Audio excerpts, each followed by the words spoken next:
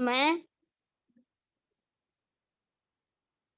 मैं वंदना धर्मराज पांडे, मुलुंड महानगर पालिका की शिक्षिका, आज आप लोगों को प्रकीर्ण प्रश्न संग्रह 7 के बारे में पढ़ाने जा रही हूँ। क्वेश्चन नंबर 1 पहले ही हो चुका है और हम लोग आज पढ़ने जा रहे हैं क्वेश्चन नंबर 2। क्या पढ़ने जा रहे हैं हम लोग? Question number 2।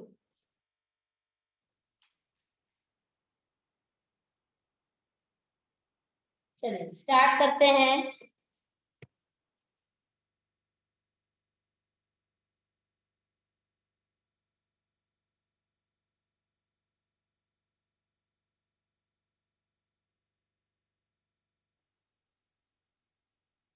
दिख रहा है सर? जी हाँ मिस, दिख रहा है, क्लियर दिख रहा है। चलिए आज हमने पढ़ने जा रहे कक्षा 9वीं माध्यम हिंदी विषय गणित भाग 1। घटक क्या है हमारा? प्रकरण 7। क्या है हमारा घटक? प्रकरण 7। और प्रकरण 7 में हम क्या पढ़ेंगे? प्रकरण 7 का नाम क्या है कि सांख्यिकी। हम 7.1 पढ़ चुके हैं, 7.2 पढ़ चुके हैं और 7.3 भी पढ़ चुके हैं। और हम अब पढ़ेंगे प्रकीर्ण प्रश्न संग्रह के कुछ प्रश्नों के हल करने वाले हैं। तो आप यहाँ देख सकते हैं कि पहला सवाल हल किया गया है। पहला नहीं, दूसरा सवाल। प्रश्न क्या है हमारा? 20 कर्मचारियों के वेतन का माध्य। क्या लिखा हुआ है? 20 कर्मचारियों के वेतन का माध्य 10,250 रुपए है। क्या यहाँ पर दिया गया है? 20 कर्मचारी हैं, उनके वेतन का माध्य कितना है? 10,250 रुपए है।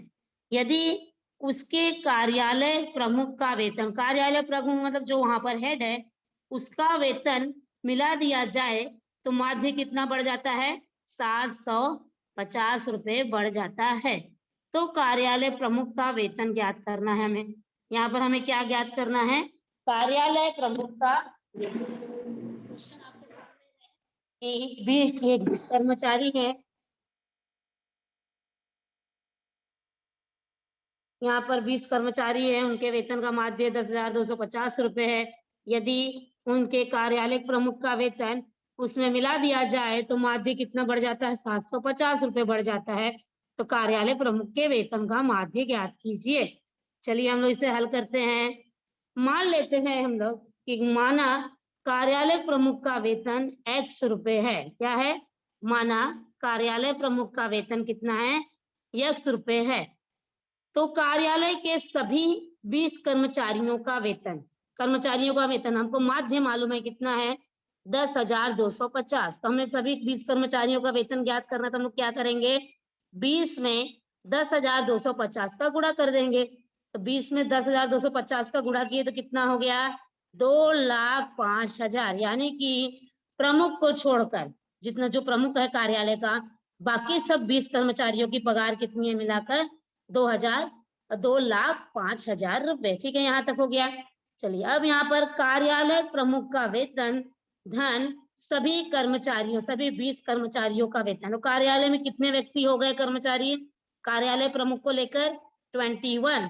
यानी कि एक कार्यालय का प्रमुख और बाकी 20 कर्मचारी। तो यहाँ पर दोनों के पेमेंट को, वेतन को ऐड करेंगे।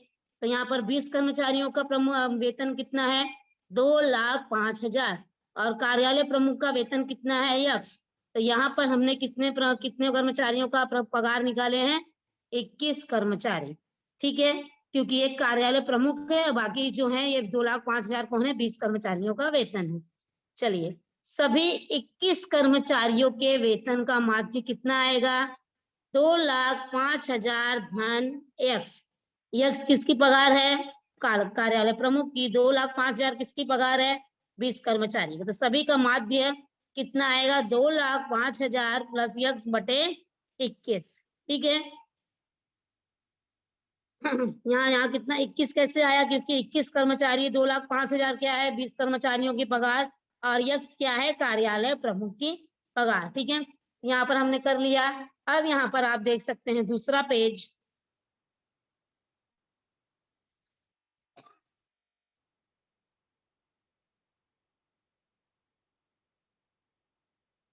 यहाँ पर देखिए सभी 21 कर्मचारियों के वेतन का माध्य, सभी 21 कर्मचारियों के वेतन का माध्य बराबर कितना आया 2,05,000 धन x बटे 21। यहाँ पर फिर शर्त क्या दी गई है, यदि 21 कर्मचारी जो हैं 21 कर्मचारी जो हैं उनका माध्य कितना है 10,250, यदि उसमें कार्यालय प्रमुख की माध्य जोड़ दिया जाए यानी कि 750 जोड़ दिया जाए तो सभी कर्मचारी यानी कि सब 21 लोगों का माध्य कितना आ जाएगा 2,05,000 धन x बटे 21। फिर से देखिए 10,250 क्या है 20 कर्मचारियों का माध्य, 750 क्या हो गया, प्रश्न में कहा गया है कि यदि 20 कर्मचारियों के माध्य में 750 और ऐड कर दिया जाए तो उनका 750 और बढ़ा दिया जाए तो उनका जो है माध्य कितना हो जाता है, ये 10,250 धन 750, और ये क्या है दोनों माध्य है, ये भी 21 कर्मचारियों का माध्य है और ये भी 21 कर्मचारियों का माध्य 2,05,000 धन x बटे 21। चलिए इधर जोड़ते हैं, 10,250 में हमने 750 जोड़ा तो कितना हो गया 11,000, ठीक है। और यहाँ पर वैसे ही है 2,05,000 धन x बटे 21 हो गया। फिर अतिरिक्त गुणा कीजिए 11,000 गुणे 21, 11,000 गुणे 21 बराबर 2,05,000 धन x। 11,000 में 21 का गुणा किया तो कितना आया 2,31,000 और यहाँ पर बराबर 2,05,000 धन x। अब मुझे x का मान ज्ञात करना है तो x को मैं इसी तरफ रखूंगी और जो 2,05,000 है उसको हम लोग पक्षांतर करेंगे, इसको पक्षांतर करते बाएं साइड इसका चिन्ह परिवर्तित होगा, ये माइनस में आ गया तो 2,31,000 माइनस 2,05,000 बराबर x। 2,31,000 माइनस 2,05,000 कितना हो गया 26,000, 26,000 बराबर x। तो x बराबर कितना आ गया 26,000, यानी कि 26,000 क्या है कार्यालय प्रमुख की पगार है, कार्यालय प्रमुख की पगार है। तो इस प्रकार हमने ज्ञात किया कि कार्यालय प्रमुख का वेतन बराबर x 2,600। फिर से देखिए प्रश्न क्या कहता है कि 20 कर्मचारी का वेतन है वो 10,250 रुपया है, अगर हमने उसमें 750 और ऐड कर देते हैं, कार्यालय प्रमुख का वेतन का माध्य ऐड कर दिया जाए तो उसमें हम लोग को क्या होता है जो है तो कितना हो जाएगा 10,250 धन 750, और हमारे कार्यालय प्रमुख की पगार हमने मान ली x है तो वहां पर 2,05,000 धन x बटे 21 दोनों का माध्य इक्वल करके हमने यहाँ पर कार्यालय प्रमुख का पगार ज्ञात किया। इस तरह हमने प्रश्न क्रमांक 2 को हल कर लिया। चलिए अब प्रश्न क्रमांक 3 देखते हैं। प्रश्न क्रमांक 3 में हमने देखा है कि तो प्रश्न क्रमांक 3 भी हमें ऐसे ही करना है कि है कि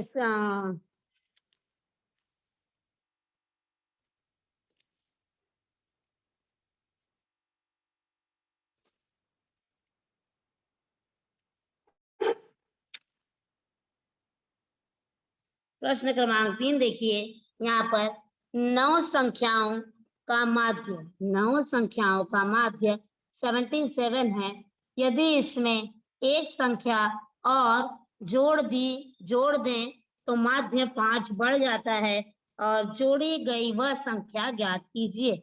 सेम क्वेश्चन नंबर 2 के ही जैसे हमें करना है। तो प्रश्न फिर से मैं पढ़ती हूँ आपके सामने। 9 संख्याओं का माध्य कितना है 77, यदि इसमें एक संख्या और जोड़ दी जाए तो माध्य कितना होता है 5 बढ़ जाता है और जोड़ी गई संख्या ज्ञात कीजिए।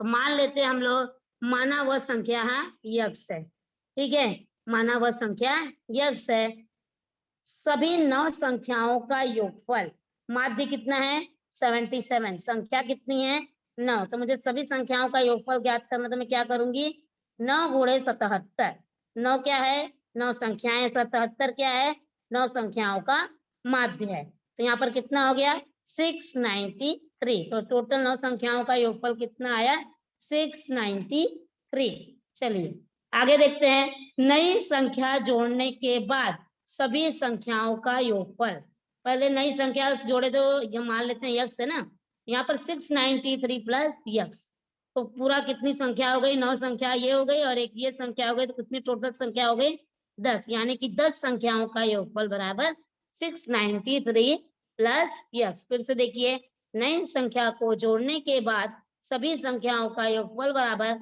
693 प्लस x। अब देखिए, दी गई शर्त के अनुसार 77 धन 5, यानी कि 9 संख्याओं के माध्य में यदि 9 संख्याएं हैं, उनका योग माध्य कितना 77, और ये 5 जो उसमें 5 और जोड़ दी, उन 5 माध्य में और 5 बढ़ जाता है, तो कितनी हो गई 77 धन 5 693 प्लस x बटे 10। ये भी 21 संख्याओं का माध्य है और ये भी 21 सॉरी ये भी 10 संख्याओं का माध्य है और ये भी 10 संख्या। 10 कैसे 77 कहाँ है, 9 संख्याओं का माध्य, 5 उसमें और ऐड किया, मतलब कि 10 संख्या हो गई। 693 प्लस क्या x क्या हो गया, 10 संख्याओं का योगफल बटे 10। तो यहाँ पर 10 संख्याओं का ये भी माध्य है और ये भी माध्य है। चलिए 77 प्लस 5 कितना हो गया 82। 6 बराबर 693 प्लस x बटे 10। तिर्यक गुणा कीजिए, 82 का 10 में 82 में गुणा किया तो यहाँ पर 82 इंटू 2 बराबर क्या बचा हमारे पास 693 प्लस x। फिर यहाँ पर 820 बराबर 693 प्लस x। 693 को पक्षांतर कीजिए, 820 693 को पक्षांतर किया तो कितना आया माइनस 693 बराबर x। तो x बराबर कितना आया 127। मतलब जो संख्या हम लोग जोड़ रहे हैं वो क्या हो गई 127। फिर से देखिए कि 9 संख्याओं का माध्य 77 है, यदि उसमें एक संख्या और जोड़ दी जाए तो उसका माध्य कितना हो जाता है 5 बढ़ जाता है। तो उस संख्या को ज्ञात करो। तो हमने इस प्रश्न में मान लिया वह संख्या x है। सभी में सभी संख्याओं का योगफल कितना हो गया, सभी 9 संख्याओं का योगफल 9 गुणे 77, या 9 कहाँ से आया 9 संख्या 77 कहाँ से आया, माध्य है 693। नई संख्या जोड़ने पर सभी संख्याओं का योगफल, नई संख्या हमने x माना है तो 693 प्लस x। दी गई शर्त के अनुसार 77 धन 5 बराबर 693 प्लस x बटे 10। 77 धन 5 क्या है 10 संख्याओं का माध्य, 693 प्लस x बटे 10 भी क्या है 10 संख्याओं का माध्य। ये कितना हो गया 82। 693 प्लस x बटे 10, 82 गुणे 10 बराबर 693 प्लस x बराबर 820 बराबर 693 प्लस x। 820 में से 693 घटाए बराबर x कितना आया 127, यानी कि x का मान कितना आया 127। तो वह संख्या कौन सी है 127। इस तरह प्रश्न क्रमांक 2 और 3 दोनों ही समान तरीके से हमको हल करना है, तो उसमें कुछ अड़चन नहीं आएगी आपको, बहुत ही इजी क्वेश्चन है। चलिए प्रश्न क्रमांक 4 हल करते हैं हम लोग, वो भी बहुत ही आसान है। प्रश्न क्रमांक 4 देखिए, मैं प्रश्न आप लोगों के सामने पढ़ रही हूँ। किसी शहर के 1 महीने के प्रत्येक दिन का तापमान सेल्सियस में निम्नलिखित है। जोड़ी उचित वर्ग लेकर वर्गीकृत बारंबारता बटन सारणी बनाइए, यानी कि अखंडित होना चाहिए। आप लोग खंडित और अखंडित के बारे में तो जानते ही होंगे। चलिए हम यहाँ पर पहले दिन का तापमान कितना है 29.2 डिग्री सेल्सियस, दूसरे दिन का 29.0 से, तीसरा दिन 28.1, आगे ऐसे हमारे पास पूरा तापमान दिया गया है 30 दिनों का। तो हम लोग को क्या किया गया है कि बोला गया है कि आपके सामने तापमान दिया गया है, आप इसको वर्गीकृत बारंबारता सारणी बनाइए और सारणी के आधार पर निम्नलिखित प्रश्नों के उत्तर लिखिए। पहला प्रश्न क्या पूछ रहा है कि अधिकतम तापमान 34 डिग्री से कम है ऐसे कितने दिन हैं। ठीक है, दूसरा क्वेश्चन पूछ रहा है अधिकतम तापमान 34 डिग्री या उससे अधिक है ऐसे कितने दिन हैं। चलिए हम लोग बनाते हैं सारणी बारंबारता बटन सारणी वर्गीकृत बारंबारता या अखंडित बारंबारता सारणी बनाइए। तापमान आपके सामने दिया गया है, प्रश्न आपके सामने दिया गया है, दिनों की संख्या 30 है, उसके आधार पर सारणी के आधार पर 2 प्रश्न पूछे गए हैं। तो सर्वप्रथम हम तापमान सारणी बनाएंगे। पहले कॉलम में लिखेंगे तापमान, दूसरे में लिखेंगे गणन चिन्ह और तीसरे में लिखेंगे बारंबारता। ठीक है, अब आप यहाँ पर देख सकते हैं कि सबसे छोटा नंबर कौन सा है। चलिए ढूंढते हैं सबसे छोटा नंबर यहाँ पर 28.1। इससे छोटा है क्या कहीं नहीं दिख रहा है, सबसे छोटा नहीं दिख रहा, तो हम लोग क्या करेंगे 28 से 30। सबसे बड़ा नंबर आप लोग देखिए क्या है यहाँ पर, सबसे बड़ा नंबर कहाँ पर है, दिख रहा है आप लोगों को? यहाँ पर देखिए, ढूंढते हैं हम। सबसे बड़ा नंबर यहाँ पर आप लोगों को दिखेगा कि 36.8, 36.8 ये सबसे बड़ा नंबर है। तो हम पहले ढूंढेंगे जो मान दिया गया उसमें सबसे छोटी संख्या और सबसे बड़ी संख्या ढूंढेंगे। तो हमने ढूंढ लिया, सबसे छोटी संख्या है 28.1 और सबसे बड़ी संख्या है 36.8। तो हम कैसे लेंगे वर्गीकृत बारंबारता? 28 डिग्री सेल्सियस से 30 डिग्री सेल्सियस, दो का अंतर, और 30 डिग्री सेल्सियस से 32 डिग्री सेल्सियस, 32 डिग्री सेल्सियस से 34 डिग्री सेल्सियस, 34 से 36, 36 से 38। तो यहाँ हमारा तो आपने खत्म हो गया। 28 से लेकर 38, दो का अंतर लेंगे। देखिए यहाँ पर 28 से 30 दो का अंतर है, 2 डिग्री सेल्सियस का अंतर है। अब हम गिनेंगे 28 से 30, यहाँ गिन सकते हैं हम लोग। आप गिनेंगे तो यहाँ पर देखिए 28 से 29.30 नहीं लेना हम लोगों को, 29.9। यहाँ पर आप देख सकते हैं एक संख्या 29.9, 30 नहीं लेना है हम लोगों को। 30 कहाँ, नीचे लेना है। यहाँ पर 30 से लेकर 31.9 तक, फिर यहाँ पर 32 से लेकर 33.9 तक, 34 तक नहीं जाना है। फिर 34 से लेकर 35.9 तक, फिर 36 से लेकर 38.9 तक, बराबर है। अगर आप यहाँ पे भी 28 से 30 लेंगे, वापस से 30 से यहाँ गिनने लगेंगे, तो हम लोग की यहाँ वाली संख्या जो है वो मैच नहीं होगी, कम ज्यादा होगा और हमारा टोटल 30 बराबर नहीं आएगा। तो फिर से देखिए कैसे लेना है। 28 से 30 तो हमने लिख दिया क्योंकि हमको वर्गीकृत बारंबारता सारणी बनानी है, परंतु हम गिनते टाइम हम लोग को एक संख्या तो एक ही बार गिननी है। तो हम लोग कैसे करेंगे, 28 से 29.9 तक, 30 से लेकर 31.9 तक, 32 से लेकर 33.9 तक, 34 से लेकर 35.9 तक, 36 से लेकर 37.9 तक, बराबर है।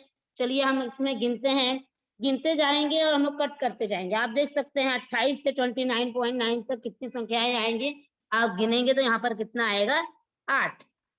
अब कट करते जाएंगे।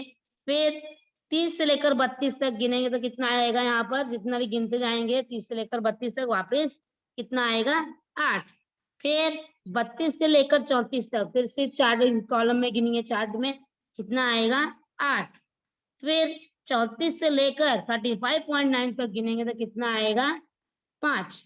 फिर 36 से लेकर 38 तक गिनेंगे तो सिर्फ 1 आ रहा है। फिर से मैं आपको बता दे रही हूँ कि यहाँ पर 35.9 लेना है, यहाँ पर 31.9 लेना है, यहाँ पर 33.9 लेना है, यहाँ पर 35.9 लेना है, यहाँ पर 37.9। तो इस तरह हमने गिनने के बाद 8, 8, 8 और 5 और 1 यानी कि 28 से लेकर 30 तक कितने, 30 नहीं यानी 29.9 तक कितने दिन है, कितने दिन तक का टेम्परेचर है, 8 दिन।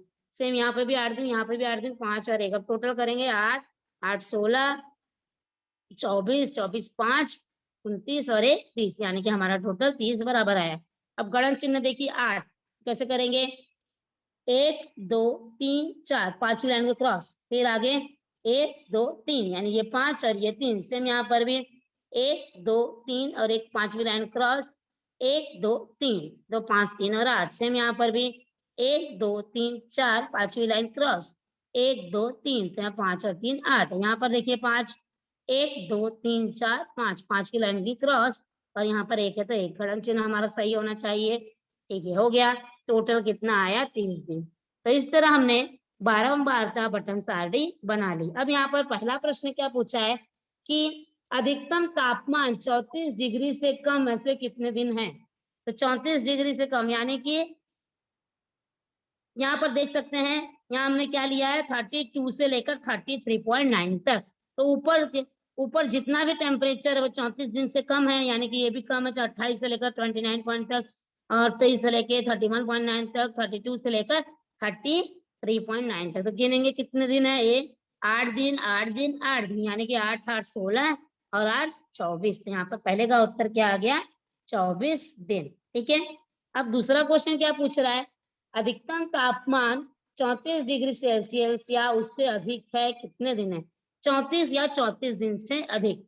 तो यहाँ पर आप देख सकते हैं, यहाँ तो 34 नहीं है, यहाँ पर क्या आएगा 33.9 तक। तो 34 दिन या 34 डिग्री सेल्सियस से अधिक। तो कितने दिन है? 5 और 1 6, यानी कि 6 दिन है। 24 दिन कितने दिन का तापमान है? 34 डिग्री सेल्सियस से कम दिन का तापमान है। और 6 दिन कितने दिन का तापमान है? 34 डिग्री या 34 डिग्री से ज्यादा दिन का तापमान है। तो इस तरह हमने यह देखकर चार्ट हमने बारंबारता बटन सारणी बनाई, तापमान लिखा, गणन चिन्ह लिखा, बारंबारता लिखा, उसके बाद हमने टोटल किया, उसके बाद पूछे गए प्रश्नों का उत्तर दिया। इस तरह हमारा प्रश्न क्रमांक 4 भी खत्म होता है। चलिए आगे हम चलते हैं प्रश्न क्रमांक 5 पर।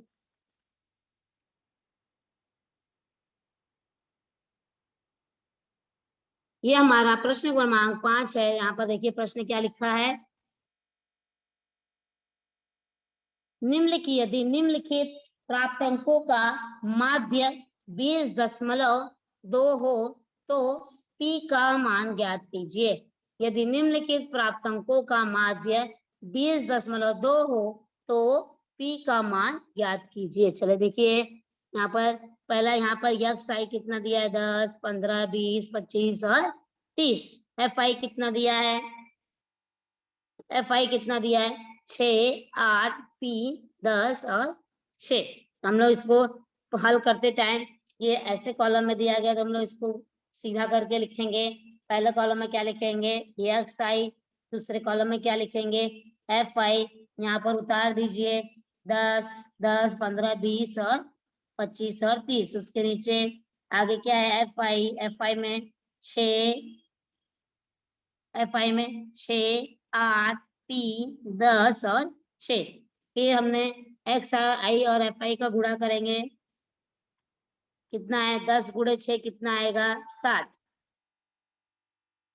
यहाँ पर फिर 15 गुणे 8 कितना आएगा? 120। 20 गुणे पी कितना आएगा? 20 पी। 25 गुणे 10 कितना आएगा? 250। 30 गुणे 6 कितना आएगा? 180। यानी कि एफ आई इंटू एक्स आई में आएगा हमारा 60, 120, 20 पी, 250 और 180। यानी कि ये दोनों कॉलम का हमको गुणा करना है। उसके बाद हमको एफ आई इंटू एक्स आई मिलेगा। टोटल चलिए करते हैं। 6, 8 पी 10 6 का टोटल कितना आया? 30 पी। यानी कि समेशन ऑफ एफ आई। ये चिन्ह आप लोग समझते होंगे। इसका मतलब क्या होता है? सभी संख्याओं का जोड़, ऊपर दिए गए सभी संख्याओं का जोड़। समेशन ऑफ एफ आई कितना आया? 30 धन पी। देखिए 8, 6, 14, 14 धन पी, 14 पी 10 कितना हो गया? 24 पी, 24 पी और 6 कितना हो गया? 30 पी। अब यहाँ पर 60, 120, 20 पी, 250, 80, 180 और summation of x I F I यानी कि सभी संख्याओं का जोड़। इस चिन्ह का मतलब क्या होता है? ऊपर से नीचे तक सभी संख्याओं का जोड़ बराबर 610 धन 20 पी। 610 धन 20 पी। चलिए आगे देखते हैं। समेशन ऑफ एफ आई कितना आया? 30 धन पी। समेशन एफ आई कितना आया? 30 धन पी। समेशन ऑफ एक्स आई और एफ आई कितना आया? 610 धन 20 पी। माध्य निकालिए। माध्य का सूत्र आप लोगों को पता ही होगा। यक्स बार, इसके ऊपर ये जो लाइन दर्शाई गई है यक्स बार यानी कि माध्य। माध्य बराबर summation of F I into X I बटे समेशन ऑफ एफ आई। माध्य बराबर summation of X F I X I upon F I. अब आप लोग के सामने देखिए मान रखना है हम लोगों को। माध्य में ऑलरेडी प्रश्न में दिया है। यहाँ पर देखिए प्रश्न में कितना दिया है? 20.2। तो हमने यहाँ पर मान रख दिया माध्य का 20।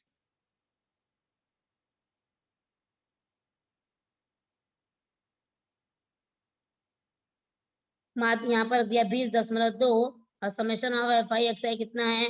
610 धन 20 पी। 610 धन 20 पी। एफ आई कितना है? 30 धन पी। हमने यहाँ पर 30 धन पी भी रख दिया। अब देखिए तिर्यक गुणा कीजिए। 20.2 का गुणा 30 धन पी में, तो यहाँ पर लिख दिया 20.2 का गुणा 30 धन पी में बराबर 610 धन 20 पी। 610 धन 20 पी। फिर से देखिए 20.2 का गुणा 30 धन पी में ब्रैकेट के अंदर है। बाकी हमारे पास क्या बचा? 610 धन 20 पी। चलिए गुणा करते हैं। 20.2 का गुणा 30 में कितना आया? यहाँ पर 606। 20.2 का गुणा 30 में किया था, हमारे पास कितना आया? 606 धन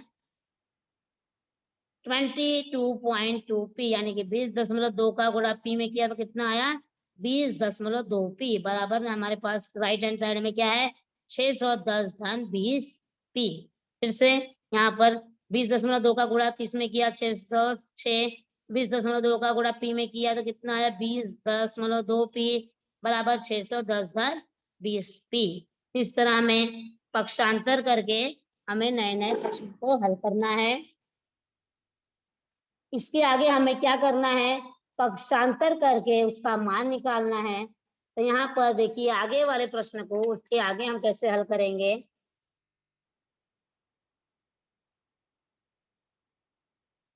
यहाँ पर देखिए 606 धन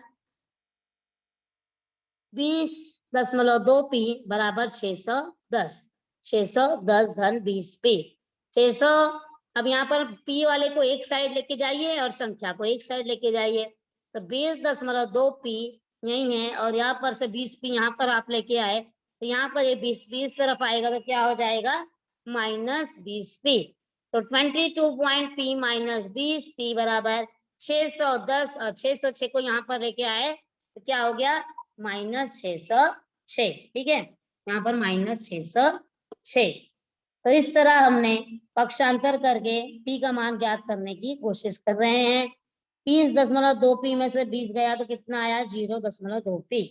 ठीक है बराबर 610 में से 606 गया तो कितना आया 4 पी बराबर क्या आएगा 4/0.2। अब यहाँ पर हम कैसे हल करेंगे चूंकि तो दशमलव कितने अंक के बाद है 2 अंक के बाद तो हम लोग क्या करेंगे यहाँ पर ऊपर नीचे 10 का गुणा करेंगे 4 गुणे 4/0.2 तो ऊपर नीचे 10 का गुणा किए हम लोग तो क्या यहाँ पर मिला हम लोगों को 4 का गुणा 10 में तो 40 हो गया 0.2 का गुणा 10 में किया तो 2 हो गया तो 40/2। अब यहाँ पर 40/2 2 दूनी 4 कितना आया यहाँ पर पी बराबर 20 तो पी का मान कितना आया हमारे पास 20। ठीक है अब हम इस तरह हमने क्वेश्चन नंबर 2, 3, 4 और 5 हल कर चुके हैं। चलिए हम थोड़ा सा और माध्यिका माध्य और उसके बारे में पढ़ते हैं। चलिए क्वेश्चन नंबर 5 तक हो गया है 6, 7, 8 हम लोग आगे की क्लास में पढ़ेंगे और उसको पढ़ने के पहले एक बार थोड़ा सा और रिवीजन करेंगे कि क्या करना है। चलिए माध्य देखते चलिए माध्य किसे कहते हैं। हम बार बार वर्ड सुन रहे हैं माध्य माध्य फिर हम लोग देखते हैं कि माध्य किसे कहते हैं। आपको एक बार रिकैप कराना है।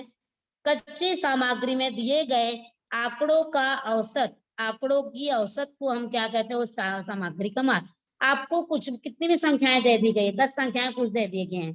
ठीक है तो हम उसका माध्य कैसे निकालेंगे सभी संख्याओं को जोड़कर 10 से भाग दे देंगे। अगर आपको 5 विद्यार्थियों का हाइट दिया गया है तो हम लोग क्या करेंगे उसका माध्य कैसे निकालेंगे सभी विद्यार्थियों को जोड़कर हाइट को जोड़कर हम उससे 5 से भाग दे देंगे तो इस तरह हम माध्य निकालेंगे। चलिए उदाहरण देखते हैं कितना यहाँ पर उदाहरण 25, 30, 27, 23 तथा 25 इन संख्याओं का माध्य निकाले तो गिनेंगे कितनी संख्या यहाँ पर देखो 1, 2, 3, 4 और 5। तो हम लोग क्या करेंगे माध्य के लिए 25 धन 30 धन 27 धन 23 धन 25 कितनी संख्याएं हैं 5। यहाँ पर पांचों संख्याओं को जोड़कर 5 से भाग दे दिया जोड़ने पर कितना आया 130 तो 130/5 भाग दिया तो 5 दूनी 10 3 बचा 5 36 यानी कि माध्य बराबर 26। तो माध्य निकालना एकदम आसान है चाहे कितनी भी बहुत सारी संख्याएं दी गई हैं सभी संख्याओं को जोड़कर कितनी संख्या दी गई है उससे हम भाग दे देंगे तो हमारे को माध्य मिल जाएगा। चलिए ठीक है माध्य आप लोगों को अच्छे समझ में आ गया कि आपके पास क्या सभी बच्चों को गणित के नंबर का माध्य निकालना है सभी बच्चों का। तो जैसे आप क्लास में 40 विद्यार्थी हैं तो 40 विद्यार्थियों के गणित का नंबर जोड़ दीजिए और जितना जोड़ने पर आए 40 से भाग दे दीजिए तो उस क्लास के कक्षा में गणित के बच्चों का माध्यम गणित विषय के बच्चों का माध्य हमें प्राप्त हो जाएगा। चलिए आगे देखते हैं। आगे हमें ज्ञात करना है कि किस तरह माध्य हमने सीखा। अब हम सीखेंगे माध्यिका। माध्यिका किसे कहते हैं आगे देखते हैं हम लोग माध्यिका किसे कहते हैं। माध्यिका आप लोगों ने सुना होगा कि दी गई संख्याओं की माध्यिका ज्ञात करो दी गई संख्याओं की माध्यिका ज्ञात करो। तो अब हम लोग माध्यिका देखेंगे किस तरह हमें माध्यिका ज्ञात करना है। माध्यिका माध्यिका देखिए, माध्यिका मीडियम बोलते हैं, मीडियन। अब यहाँ पर सामग्री की संख्याओं को आरोही चाहे आरोही तथा या अवरोही दोनों में कोई भी क्रम में लिखो। हमारे पास बहुत सारी संख्याएं दी गई हैं, तो हम लोग को क्या करना है, या तो उसको आरोही क्रम में लिखना है या तो उसको अवरोही क्रम में लिखना है। लिखने के बाद मध्य भाग में आने वाली संख्याओं को उस सामग्री की माध्यिका कहते हैं। यदि सामग्री में प्राप्त अंकों की संख्या यदि सम संख्या हो तो उसकी माध्यिका मध्य में आने वाले दो संख्याओं के औसत को माध्यिका मानी जाती है। चलिए देखते हैं उदाहरण। 72, 66, 87, 92, 63, 78, 54 इस सामग्री की माध्यिका लिखो। तो हम लोग क्या करेंगे, पहले इसको आरोही क्रम में लगाएंगे। आरोही क्रम में पहले क्या आएगा, 54, फिर 63, फिर 66, फिर 72, फिर 78, फिर 87, फिर 92। लगा दिया, आप गिनिए कितना, 1 2 3 4 5 6 7, तो 7 है। तो ये विषम संख्या हो गए। तो 3 इस तरफ से छोड़िए, 3 इस तरफ से छोड़िए, बीच में जो संख्या आती है यहाँ पर क्या आया, 72। तो 72 इस संख्या की यानी कि इस सामग्री का माध्यिका है। ठीक है, पहले हमें क्या करना है, आरोही क्रम में लिखना है। आरोही क्रम में उसके बाद हमें गिनना है कितनी संख्या है, 1 2 3 4 5 6 7। तो यहाँ से 3 छोड़िए, यहाँ से 3 छोड़िए, बीच में कौन सी आएगी संख्या, वो उस सामग्री का माध्यिका होगी। चलिए उदाहरण, अभी आगे दूसरा उदाहरण देखिए, ये थोड़ा अलग है। 30, 25, 32, 23, 42, 36, 40, 33, 21, 43 इस सामग्री की माध्यिका ज्ञात कीजिए। हम लोग ज्ञात करने जा रहे हैं। पहले इसको आरोही क्रम में लिखिए, 21, 23, 25, 30, 32, 33, 36, 40, 42, 43। चलिए गिनते हैं, 1 2 3 4 5 6 7 8 9 10। अब यहाँ पर 10 है, तो यानी कि सम संख्या है। तो हम लोग क्या करेंगे, मिडल वाला 2 लेंगे। कितना यहाँ से छोड़ेंगे, 4 यहाँ से छोड़ दो, 4 यहाँ से छोड़ दो, बीच में 2 संख्या आती है, 32 और 33। अब हम इसकी माध्यिका कैसे निकालेंगे, 32 और 35 को अंडरलाइन कर दिया। तो यहाँ पर यहाँ प्राप्त अंकों की संख्या कितनी है, 10, अर्थात ये पूरी संख्या कितनी है, 10 सम संख्या है। तो हम लोग क्या करेंगे, यहाँ पर पांचवी तथा छठवीं दो संख्याओं का माध्य ज्ञात करेंगे। चलिए देखते हैं कैसे करना है।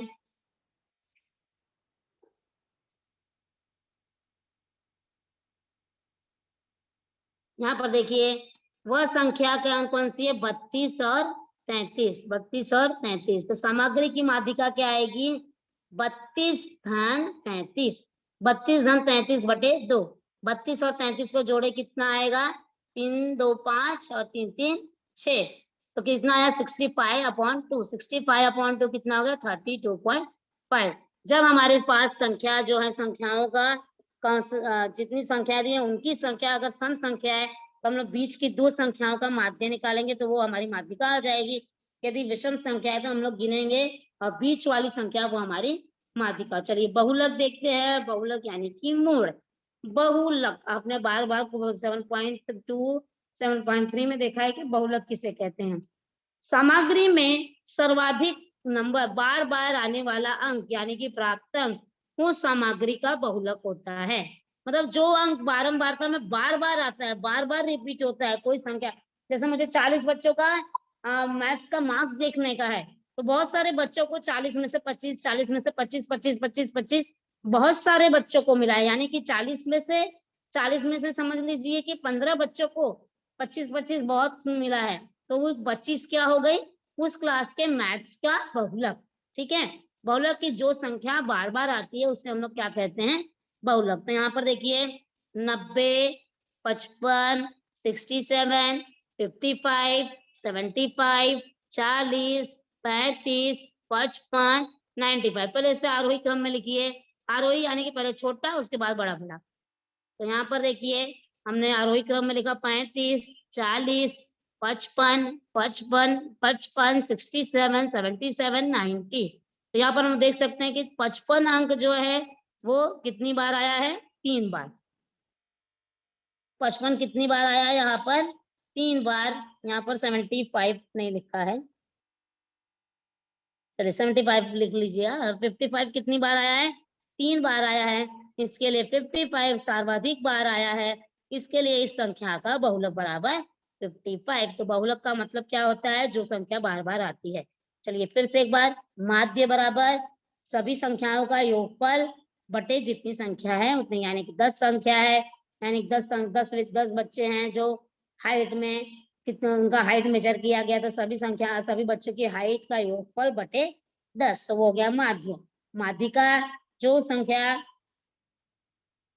जो संख्या बार बार बीच में आती है संख्या, यदि सभी हम लोग उसको आरोही क्रम से लिखेंगे, आरोही क्रम में लिखने के बाद जो संख्या बीच में आती है उसे हम उस संख्या का माध्यिका कहते हैं।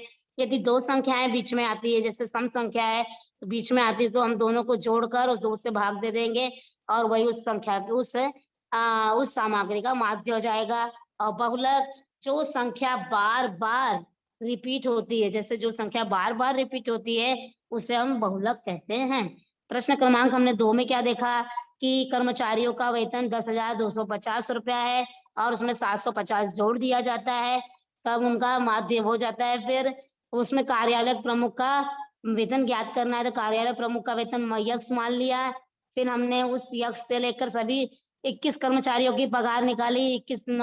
20 कर्मचारियों की पगार कितनी हो गई? 20 गुणे 10,250, तो कितना आया? वो 2,05,000। 2,05,000 और प्लस यक्स बटे 10 हो गया, तो वो हो गया 10 नहीं 21 कर्मचारियों का माध्य हो गया। उस तरह हमने कार्यालय प्रमुख का पगार निकाली।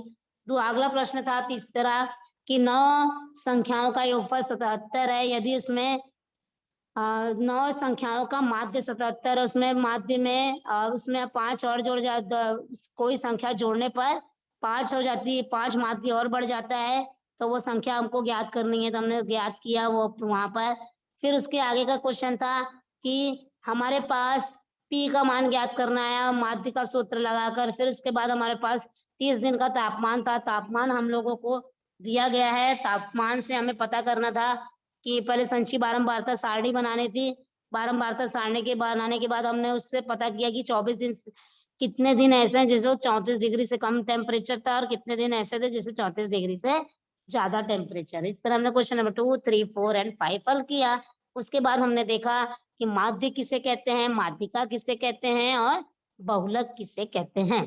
तो प्रकृति प्रश्न संग्रह 7 ये बहुत ही आसान प्रश्न संग्रह है। आराम प्रकृति 7वां चैप्टर सांख्यिकी बहुत ही इंटरेस्टिंग और इजी टॉपिक है, तो इसे हम आराम से हल कर सकते हैं।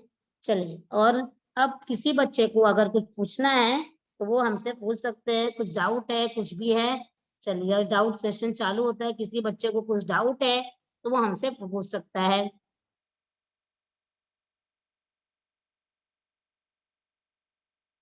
चलिए, किसी बच्चे को कोई प्रश्न नहीं समझ में आया तो पूछ सकता है।